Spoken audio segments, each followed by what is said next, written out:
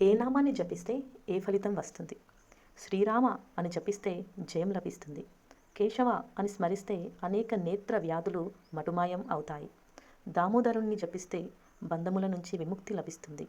నారాయణ అని స్మరిస్తే సకల సర్వగ్రహాల దోషాలు సమసిపోతాయి. మాధవ అని స్మరిస్తే అనుకున్న పనులు నెరవేరుతాయి. అచ్యుత అని స్మరిస్తే తీసుకున్న ఆహారమే ఔషధంగా పనిచేస్తుంది. నరసింహ అని స్మరిస్తే మీ శత్రువులపై మీదే విజయమవుతుంది. అదే నారసింహ అని స్మరిస్తే సకల భయాల నుంచి విముక్తి కలుగుతుంది. గోవింద అని స్మరిస్తే సకల పాపాల నుండి విముక్తి కలుగుతుంది.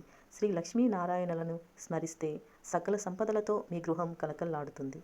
సర్వేశ్వర అని స్మరిస్తే మనం చేపట్టిన కార్యం సత్వరమే జరుగుతుంది, విజయం కలుగుతుంది.